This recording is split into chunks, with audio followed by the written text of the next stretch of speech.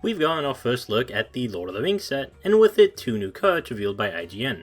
A legendary artifact named the One Ring, and an Izzet legend Gandalf the Grey, but they spelled Grey wrong, but that's okay, we've all made that mistake. But are these cards any good? Before you get none of that, check out that subscribe button down below, it looks pretty tempting, you should see what happens when you click it.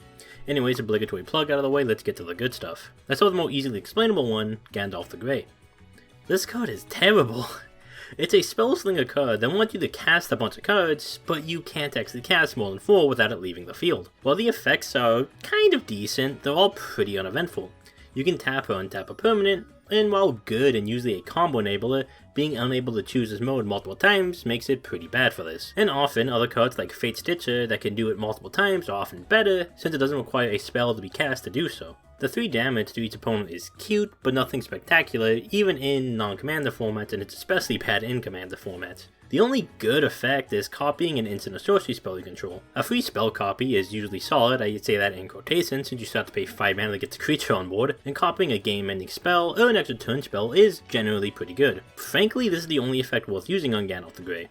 And lastly, you put it on top of your library. This effect would almost never want to be chosen, as it sent you back on tempo horrendously, forcing you to recast a card that is a 5 mana creature. There is one important thing to note, it's the reason why this card is so bad, and that's that choosing one of these effects is not optional. So if you cast 3 spells and exhausted the other effects, you have no choice but to put it back on top of your deck. Gandalf's power and toughness is unimpressive as well. It's okay enough for a blocker, but a pretty bad attacker.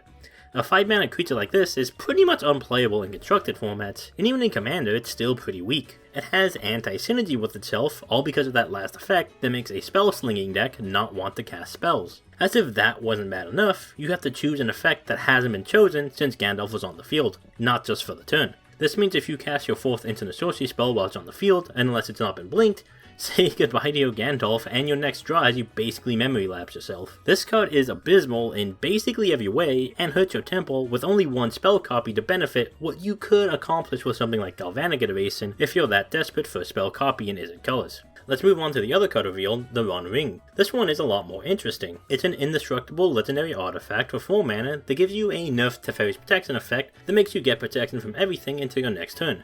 This basically translates to you not taking damage and being unable to be targeted by something like a Thoughtseize. Then you can tap it to put a burden counter on it and draw a card for each counter on it.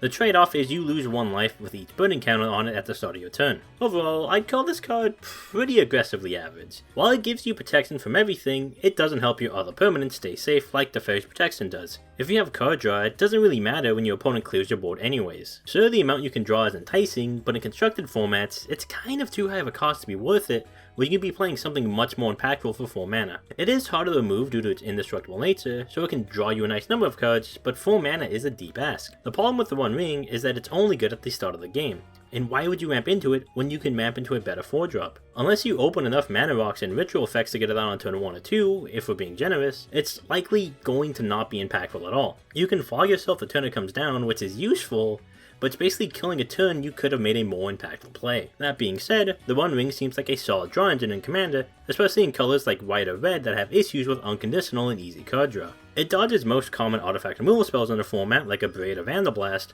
and lets you draw cards with a little downside. Fogging yourself for a full turn cycle is much better in Commander, while there are more opponents that can attack you. When you get pinged for life, when you start with 40, it becomes much less of an issue compared to 20. And in Commander, there are many more ways to easily gain life without having to force life gain into your deck. The effect isn't mandatory either, so if your life total is looking dicey, you can simply not draw the cards, unlike something like Phyrexian Arena where you have no choice in the matter. So the One Ring is pretty in most constructed formats, but it's pretty solid in Commander. But hey, goes infinite with Mind Over Matter. At last we finally broken Mind Over Matter, we did it, and that wraps it up.